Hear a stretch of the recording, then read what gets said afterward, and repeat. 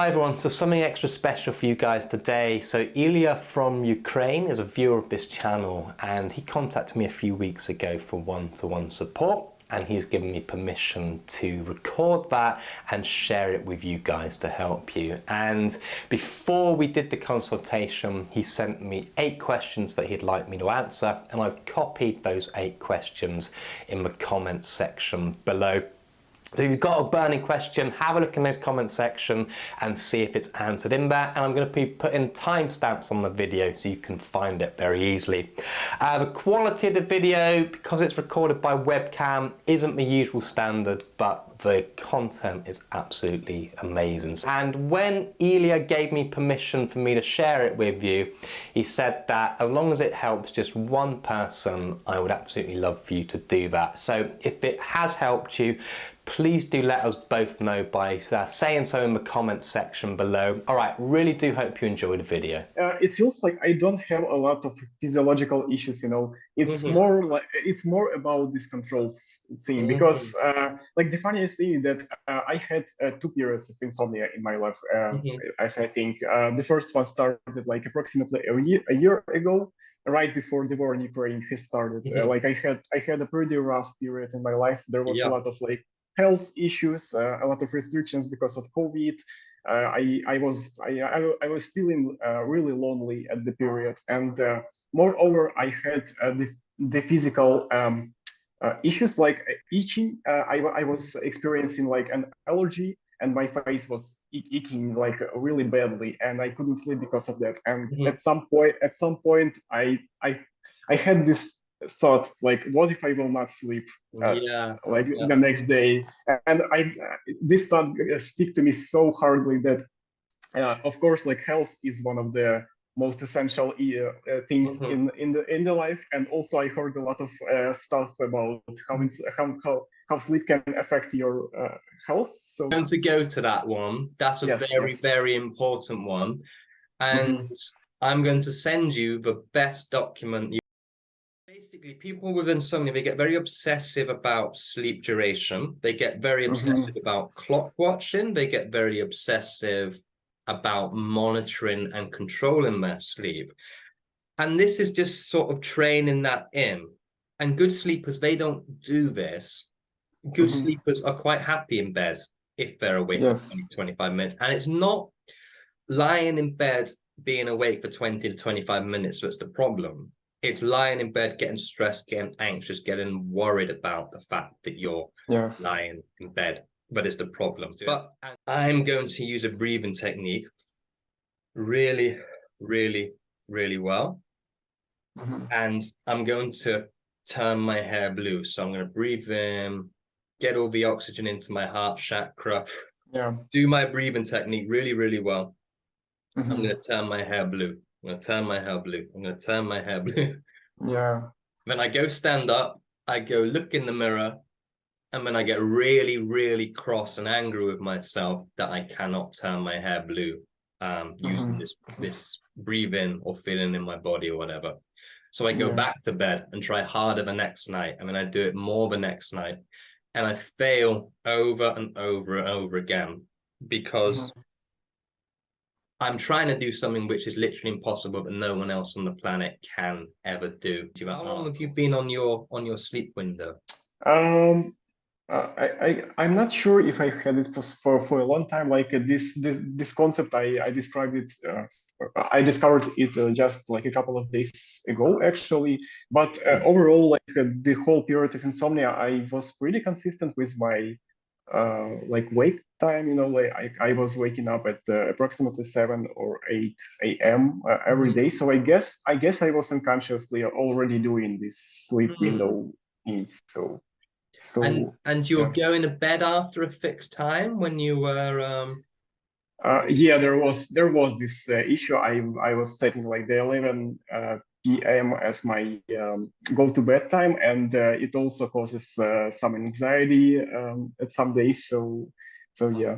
Now I like I'm a bit more soft with this time period. You know, like. If I don't feel sleepy, like I go to bed a little bit after the 11. So Yeah, and that's perfect. But if you're feeling that you're naturally starting to get that sleepy feeling, perhaps you don't need a sleep window and you can just listen to your body and just have that awareness that the less time you spend in bed, the better your sleep. And try and roughly keep your sleep window to around about 11. But what might be helpful to you is just to say to yourself, after 10 p.m., I'm always going to wake up at 6 o'clock. After 10 p.m., I'm going to completely ban my clocks. I'm never going to look at a clock again after 10 p.m. And I'm just going to go to bed when I feel sleepy. I'm just going to go to bed when I feel sleepy. That might be at 11 o'clock. That might be at midnight. But you don't know. And it's a real soft way of doing the sleep window. Physiologically, overall, I sleep pretty well.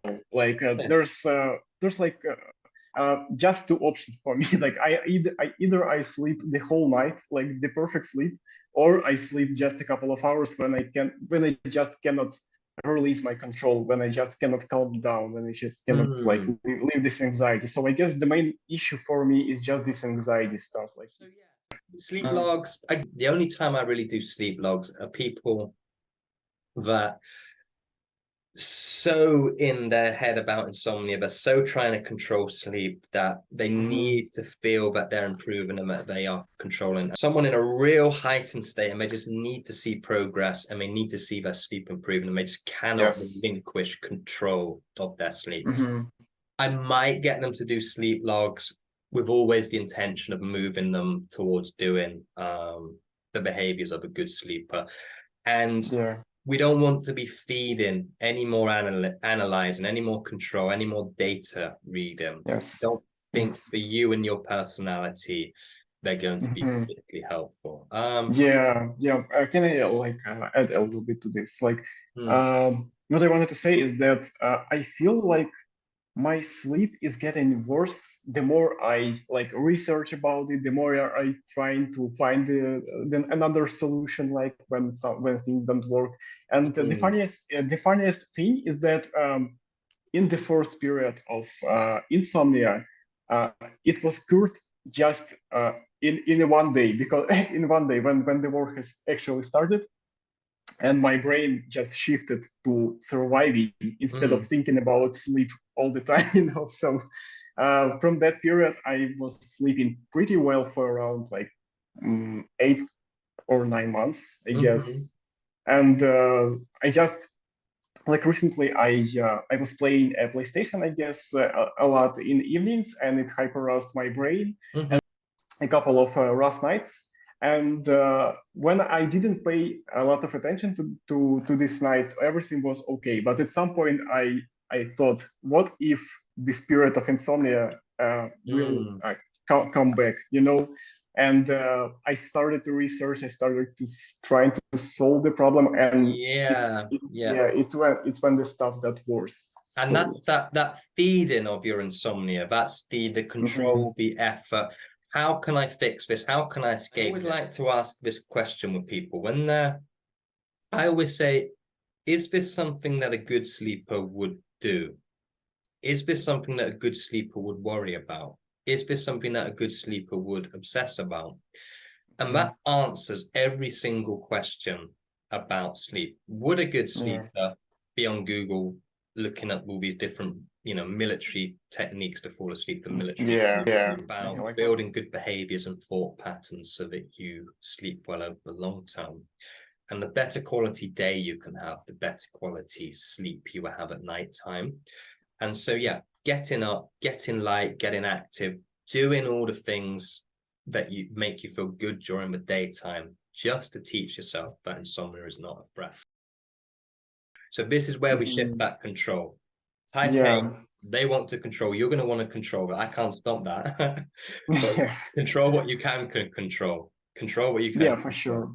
For sure. You can't, right? So that's a long answer to that. This is an important one. I keep trying to. Yeah, I completely agree with you. It's like it seems like it's more about shifting my mindset, because my insomnia gets worse when I feel anxious about this, when I think about this all the time, because I consider myself as a happy person, but there's sometimes like rough periods of life when when there's a lot more space for like negative thoughts, And I think like my best thing that I can do is just to pay attention to these negative thoughts, to acknowledge them and try not to pay too much attention to them. How strict should I be with CBT? I think I've kind of answered that question, right?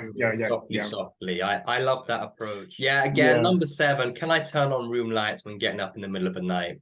Is this something a good sleeper would worry about? Is this something a good sleeper would assess about? Yes. Would a good sleeper be leaving the lights off, bumping their knees, falling down the stairs, stepping on the cat? They're not going to do that. They're going to turn on the light, right? Because only an idiot's going to walk around in the dark.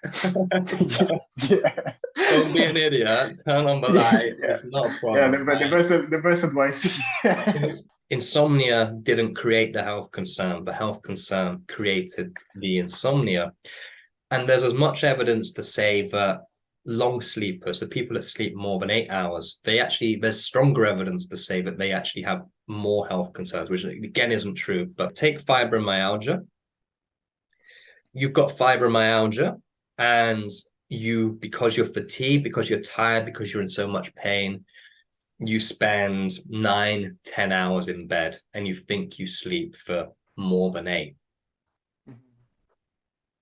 Because you sleep for more than 8 hours, does that mean that sleeping for more than 8 hours caused you fibromyalgia? Or say you've got fibromyalgia, and because you're waking up frequently, you feel you're only sleeping for less than 6 hours. Was it the insomnia that caused the fibromyalgia? Or have you got fibromyalgia and then you can draw correlation between the two? And you can. And so what's really helpful, there's never been a study, and there never will be, to prove that insomnia causes any long-term health concerns.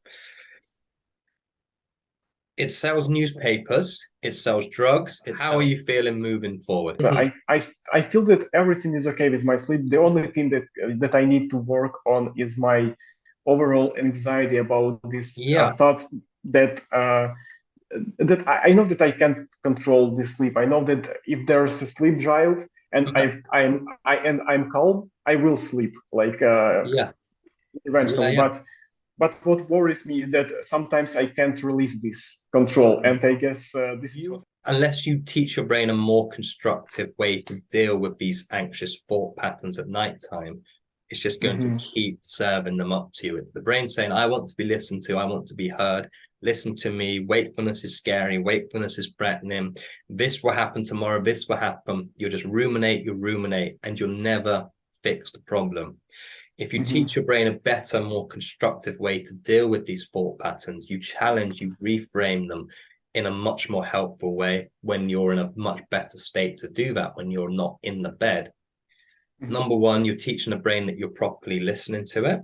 You're teaching your brain that these thought patterns are within your control, because perfectionists like control. So by putting them down on paper, you're giving that control. And because you've dealt with them, they're far less likely to pop up at nighttime. And when you do, the brain will instantly go, oh no, I've dealt with that. It's on the piece of paper. Repetition, consistency, month, 2 months, 3 months, really good way to deal with these thought patterns. So send you the thought record, 9 o'clock at night, fill it in. I'll send you exactly how to do it, and it will be incredibly helpful. Yeah. Very good. Thank you so much. I just want to thank you, give you a huge thank, because I got a lot of answers about all of my concerns. So there's just nothing else to just work on my anxiety, I guess. So I will beat it eventually. So it will be okay. So, Fantastic. Yeah, no, it will be fine. Yours is very much the controlling, and you need to shift control. Once you shift. And that real understanding, you cannot force yourself to sleep. You cannot make yourself sleep. You have no control over that. You're going to want to find that control. So use that control to wake up at the same time. I can control that. I can eat good food. I can exercise during the day. I can meet up with my friends. I can do the thoughts record at 8 p.m. every single night. These are the things I've got control over. My sleep, I do not. Relinquish that control over your sleep. Shift it onto what you do have control over. Always that question, what would a good sleeper do? What would a good sleeper think about? Would a good sleeper? Always that as your benchmark. All right then. Okay, fantastic. Yeah. I'll send you this across in the next couple of hours. All right. Okay, thank you so much. Lovely meeting Yeah. you. Cheers. Bye. Yeah, have a great day. Yeah. Cheers.